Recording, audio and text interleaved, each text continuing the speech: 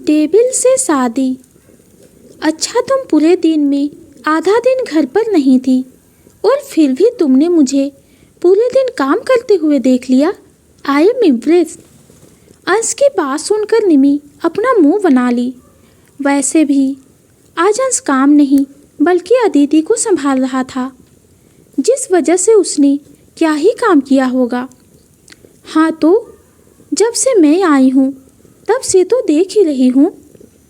और वैसे भी अब दादी ने भी कह दिया कि हम दोनों साथ में कहीं घूमने नहीं जाते हैं, इसीलिए आज हमें कहीं बाहर जाना चाहिए, ऐसा दादी ने कहा है। हाँ और नहीं तो क्या, मैं कुछ भी अपने मन से नहीं कह रही हूँ। उन्होंने ही मुझे यहाँ ज़बरदस्ती भेजा और कहा कि मुझे कहीं बाहर जाना चाहिए, वो अदिति को अपने पास रख लेगी। निमी ने पूरी बात को एक्सप्लेन करते हुए कहा। उसकी बात सुन के अंश अपना काम छोड़ के निमी की तरफ देखते हुए बोला। हम बाहर गए और पीछे से अदिति रोने लगी तो अरे, दादी ने कहा है ना कि वो अदिति को रखेगी, आप क्यों इतनी चिंता कर रहे हो? मैं दूध रख दूंगी जिससे कोई दिक्कत ना हो। और रही बात अदिति के रोने की, तो वो तभी रोती है जब उसे भूख लगी हो या नींद आ रही हो, बिना बात के नहीं रोती है। वो दादी के साथ तो खेलती रहती है, इसीलिए आप चिंता छोड़िए। अब आगे निमी अंश के पास बैठे हुए बोली। उसे पता था कि अंश को अदिति की कुछ ज़्यादा ही चिंता रहती थी। अंश तो कई बार अदिति के लिए ऑफिस तक नहीं जाता था और उसके साथ रहता था। वहीं अंश ने जब निमी को बाहर जाने के बाद को लेकर खुश और एक्साइटेड देखा तो वो भी मान गया। अंश को अपनी बात मानता हुआ देख निमी बोली, ये अच्छी बात है कि आप मान गए। अब मैं चेक करती हूँ कि कौन सी मूवी अच्छी लगी हुई है, हम वही देखेंगे। मूवी क्यों, हम शॉपिंग कर सकते हैं और डिनर। मूवी में ज़्यादा टाइम लग जाएगा, अंश ने कहा। अंश को डर था कि मूवी की वजह से उन्हें घर आने में लेट ना हो जाए, और अगर ऐसा हुआ तो पक्का उसकी बेटी रोती हुई ही मिलेगी। वहीं निमी ने अंश की बात सुनकर कहा, बिल्कुल भी नहीं, मैं आपके साथ शॉपिंग तो बिल्कुल नहीं करने वाली हूँ। मुझे अच्छे से याद है लास्ट टाइम आपका गुस्सा और शॉपिंग स्टाइल, इसीलिए हम मूवी ही देखेंगे। और अब चिंता मत करिए, मूवी ज़्यादा बड़ी नहीं होने वाली है, जल्द ख़त्म हो जाएगी। और रही बात डिनर की, तो वह हम घर में ही कर लेंगे आकर, इससे हम लेट नहीं होने वाले हैं। निमी ने अच्छे से अंश को पूरा प्लान बताया। निमी खुद भी ज़्यादा देर तक बाहर नहीं रहना चाहती थी, वरना उसे भी अदिति की चिंता होने लगती। आज निमी को समझ में आ रहा था कि बेबी के बाद लाइफ में कितने चेंजेस होते हैं, यहाँ तक कि हस्बैंड वाइफ को एक दूसरे के साथ भी टाइम स्पेंड करने के लिए सोचना पड़ता है और इस तरह से प्लानिंग करनी पड़ती है जिससे बच्चे को प्रॉब्लम ना हो। अंश ने जब देखा कि निमी मूवी ही देखना चाहती है तो वो आगे ज़्यादा नहीं बोला, लेकिन फिर उसके मन में कुछ आया और वो बोला, हम अदिति को भी अपने साथ लेकर चलते हैं। अंश की बात सुन के निमी उसे घूरते हुए देखती है और बोली, अगर आपको नहीं जाना है तो साफ तौर पे मना कर दीजिए। मैंने ये कब कहा? ये नहीं कहा, लेकिन आपके बोलने का तो यही मतलब है ना। अदिति को लेके जाने का मतलब कि मैं पूरे टाइम उसी में लगी रह जाऊंगी, तब जाना और ना जाना एक बराबर है। अच्छा ठीक है, तुम जाके रेडी हो जाओ और दादी को दूध दे के आ जाना और उन्हें कह देना। अंश ने इतना कहा ही था कि बीच में निमी ने उसे रोक के कहा, मैं दादी को कह दूंगी कि अदिति अगर रोए तो प्लीज़ मुझे कॉल करके बुला लीजिएगा।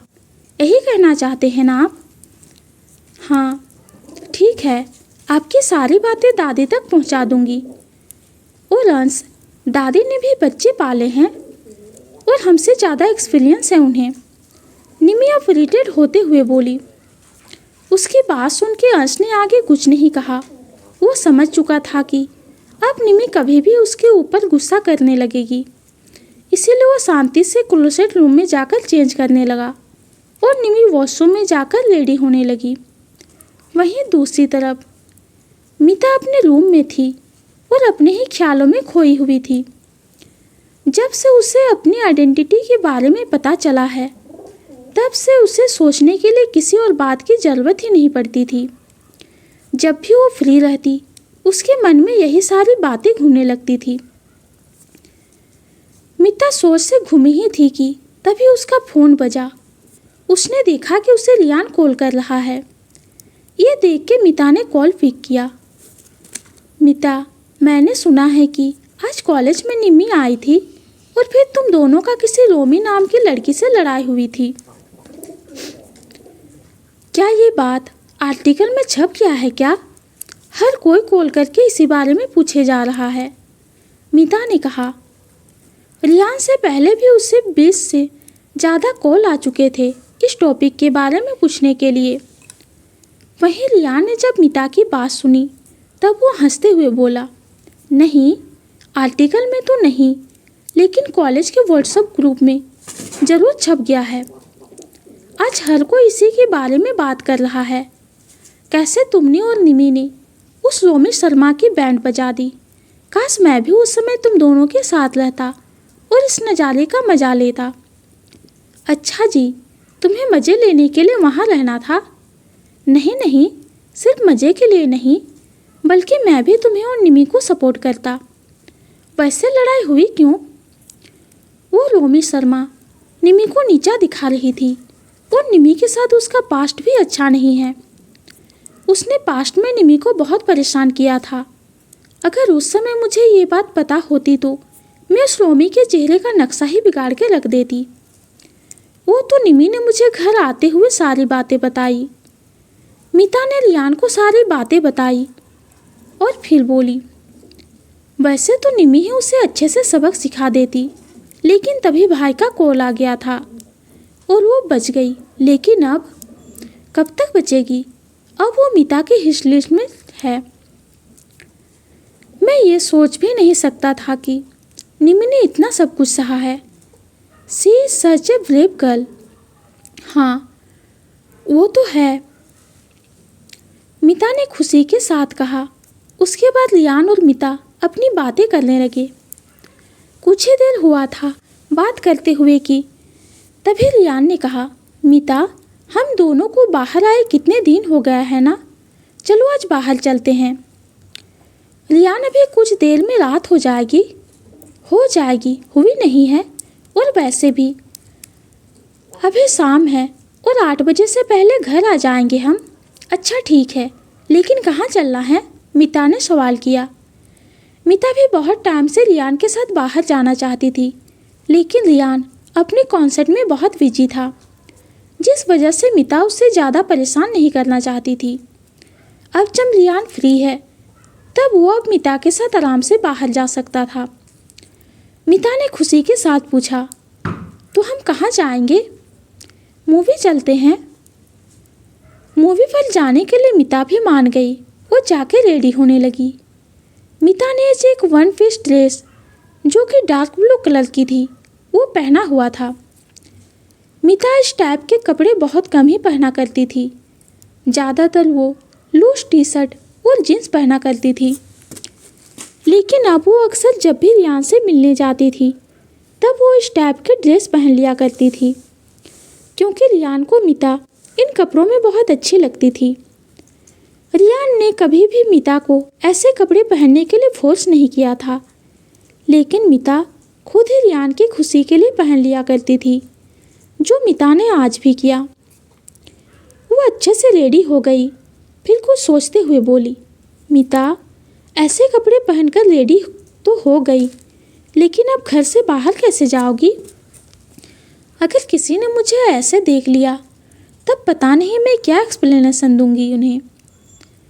मीता को इस बात का बहुत डर था, क्योंकि घर वालों ने मीता को ऐसे कपड़ों में बहुत कम ही देखा था। जब भी किसी पार्टी में जाना होता तब काव्या जी मिता को डांट के ऐसे कपड़े पहनाती थी। तब मिता बहुत इरिटेट और गुस्से से ये ड्रेस पहनती थी। इसीलिए अगर अभी काव्या जी मिता को ऐसे कपड़े में देख लेगी तब तो पक्का वो 100 सवाल करेंगी, क्योंकि ये बात उनके लिए किसी शौक से कम नहीं होने वाला। मिता ने सारी बातों को सोच के फिर से डिसाइड किया कि वो घर के पीछे वाले दरवाजे से जाएगी। वैसे बैक डोर के पास भी बहुत सारे बॉडीगार्ड्स हैं, लेकिन मिता को उनसे कोई दिक्कत नहीं थी। हाँ मिता, यही सही होगा। पीछे के दरवाजे से जाती हूँ, लेकिन पहले मुझे ये देखना होगा कि मैदान खाली है कि नहीं, मिता खुद से बोली। फिर रूम से छुपते हुए बाहर की तरफ झांका। जब उसे सब सही लगा तभी वो बाहर आई और छुपते हुए बैक डोर के पास गई और निकल गई। वहीं निमी भी रेडी हो चुकी थी। उसने आज फ्लावर प्रिंट वाली एक फ्रॉक पहनी हुई थी और उसके साथ पैरों में ब्लैक बूट पहन लिया था, जो निमी को एक फ्रेश लुक दे रहा होता है। उसे देख के कोई नहीं कह सकता कि वो अब एक बच्ची की माँ है। निमी रेडी होकर अंश के पास गई, जिसने एक ब्लैक शर्ट और जीन्स पहनी हुई थी और अंश के शर्ट के ऊपर के 3 बटन खुले हुए थे, जो बहुत ही कैजुअल लुक दे रहा था। निमी अंश से बोली, मैं कैसे लग रही हूँ? बहुत प्यारी, अंश ने बहुत ही प्यार से निमी को देखते हुए कहा। वहीं निमी ने जब देखा कि अंश कितना ज़्यादा हैंडसम लग रहा है, तब उसका मन हुआ कि वो अंश को बस घर में ही कहीं छुपा दे, जैसे वो कोई खजाना हो।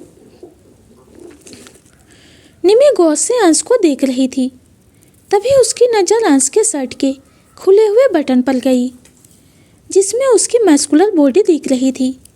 ये देख के निमी ने जल्दी से नीचे वाले एक बटन को बंद करते हुए बोली, आपको अपनी शर्ट के 3 बटन खोलने की परमिशन नहीं है।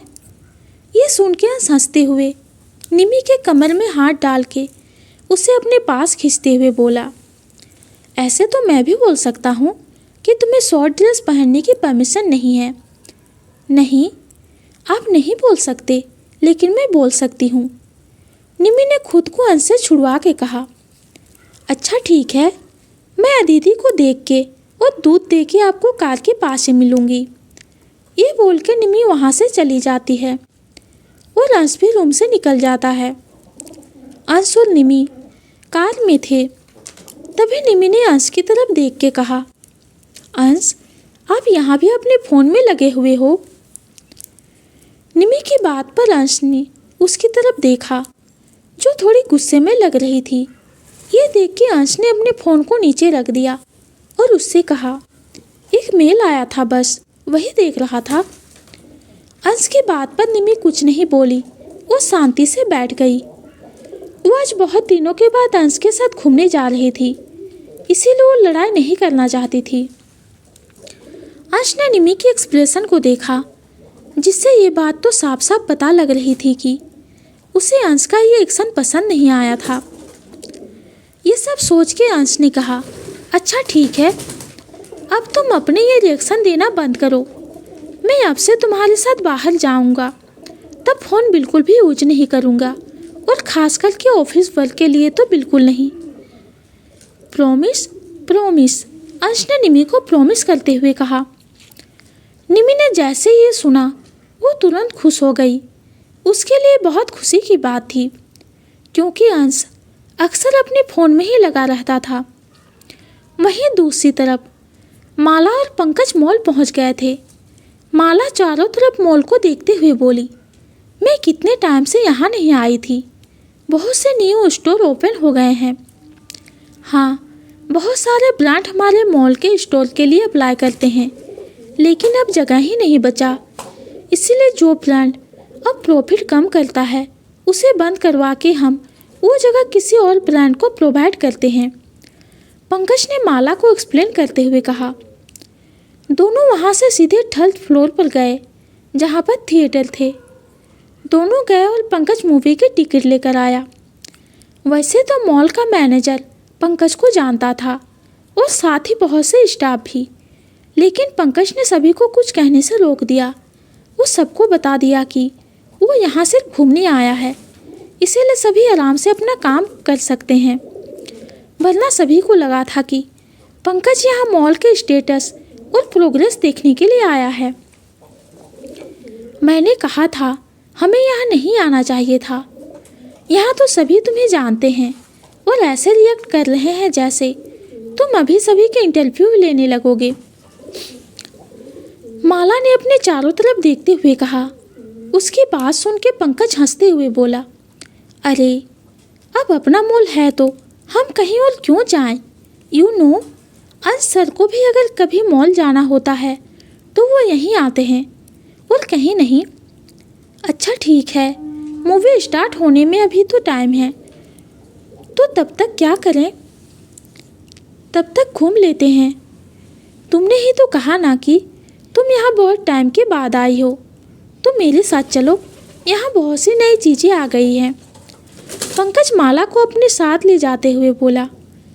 उसने माला को उसके बहुत सारे फेवरेट प्लांट्स के स्टोर को दिखाया और अभी अभी आई नई चीज़ों को भी दिखाया, जिसे देखकर माला बहुत खुश हुई।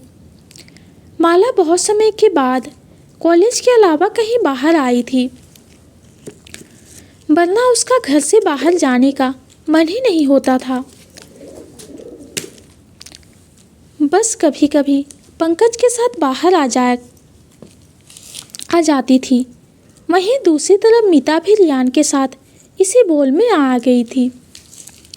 पहले मीता को नहीं पता था कि रियान उसे कौन से मॉल लेके जा रहा है, लेकिन जब मीता ने देखा, वो चिढ़ के रियान की तरफ देखते हुए बोली, तुम्हें पूरे शहर के मॉल को छोड़कर क्या ये कहीं मॉल मिलता है जो बार बार यहीं लेके आ जाते हो? हाँ, मुझे यही पसंद है, और वैसे भी ये मॉल तो राघव अंकल का ही है ना, तो तुम्हें क्यों प्रॉब्लम है? रियान ने मीता की तरफ देखते हुए पूछा, जिसे सुनकर मीता बोली, यही तो प्रॉब्लम है, ये डैड का मॉल है, जिस वजह से फैमिली का हर एक मेंबर यहीं आता है, इसलिए तो मुझे कभी कभी लगता है जैसे ये फैमिली मॉल हो। हाँ, मुझे याद है पिछली बार जब तुम मॉम से मिलने आई थी तब कैसे अंसर और निमी मिल गए थे, कहीं आज भी? रियान ने इतना कहा ही था कि तभी मीता ने उसे बीच में रोकते हुए बोली, हे प्रभु, हे राम, शुभ शुभ बोल। भाई यहाँ आए तो मैं इस बार उल्टे पैर ही घर भागूंगी। क्यों? क्या तुम देख नहीं सकते मैंने क्या पहन रखा है? पिछली बार भी मैं ऐसे ही कपड़ों में थी जब भाई ने तुम सबके साथ मुझे यहाँ देख लिया था, और अगर आज भी देख लिया तो? मीता ने कहा। मीता की बात पर रियान थोड़ी देर के लिए कंफ्यूज हो गया, क्योंकि मीता की फैमिली और अंश को मीता के कपड़ों से क्या प्रॉब्लम होने वाली थी, ये बात रियान को समझ नहीं आई। मीता ने जब रियान के कंफ्यूज चेहरे को देखा तब वो अपने सिर पे हाथ रखते हुए बोली, अरे मैं ये इसलिए कह रही हूँ क्योंकि मैं इस टाइप के कपड़े नहीं पहनती हूँ, और जब भी पहनती हूँ तुम्हारे साथ ही, इसीलिए थोड़ा ऑकवर्ड हो जाता है। रियान को अब जाके मीता की सारी बात समझ में आई कि मीता क्यों ऐसा कह रही है। जब रियान को सारी बातें समझ में आ गई तो अब उसे हंसी भी आ रही थी कि मीता इतना सोचती है। अब उन दोनों की एंगेजमेंट हो चुकी है, इसीलिए अगर दोनों बाहर भी गए तो क्या ही हो गया। वहीं मीता और रियान कार से बाहर आके सेम 3rd फ्लोर पर गए और मूवी टिकट लिया। मीता ने अपने चारों तरफ देखते हुए कहा, यहाँ तो बहुत लोग हैं। हाँ, शाम का वक्त है ना, इसीलिए अभी कॉलेज के स्टूडेंट और ऑफिस के एम्प्लॉय दोनों ही आ सकते हैं। आई विश बस कोई जानने वाला ना मिल जाए, मीता ने कहा। रियान को मीता की सारी बातें सुनकर हंसी आ गई। मीता बिना बात के ज़्यादा सोच रही थी। माना कि मीता इस टाइप के ड्रेस नहीं पहनती थी, लेकिन इसका मतलब ये नहीं था कि वो नहीं पहन सकती थी। साथ ही रियान को ये देख के भी अच्छा लग रहा था कि मीता ने सिर्फ उसके लिए अपने कंफर्ट से निकल के इस तरह की ड्रेस पहनी हुई थी। वहीं निमी भी अंश के साथ आ गई थी। अंश जब मॉल में आया हमेशा की तरह सबके अटेंशन अंश पर आके रुकी। अंश निमी अपने चारों तरफ देख के अपना मुंह बनाते हुए बोली, हद होती है, ये सारी लड़कियां अपने अपने बॉयफ्रेंड के साथ आई है, उसके बाद भी किसी और को घूर घूर के देख रही है। निमी की बातों को सुनकर अंश ने उसे देखकर कहा, यहाँ बहुत लोग हैं, मुझे मॉल खाली कर देना चाहिए था। अरे नहीं नहीं, आप ऐसा बिल्कुल मत करिएगा, ये कितना अजीब लगेगा। मैं यहाँ आपके साथ टाइम स्पेंड करने आई हूँ और आप ऐसे करेंगे तो मुझे ये पागलपंती लगेगी। अंश ने इस बार निमी की बातों पर कुछ नहीं कहा। वो दोनों अंदर जा ही रहे थे, तभी एक स्टाफ अंश के पास आकर बोला, सर आप यहाँ, मैं आपकी कैसे हेल्प कर सकता हूँ? 2 मूवी टिकट ले लो, अंश ने उस स्टाफ से कहा। अंश की बात सुन के वो लड़का थोड़ा चौंक गया। उसे नहीं लगा था कि अंश यहाँ मूवी देखने के लिए आया है। अंश यहाँ आता था लेकिन अपनी मीटिंग के लिए और कभी कभी निमी के साथ, और वो भी डिनर करने, जिसके लिए अंश का एक प्राइवेट रूम हमेशा से रिजर्व रहता था।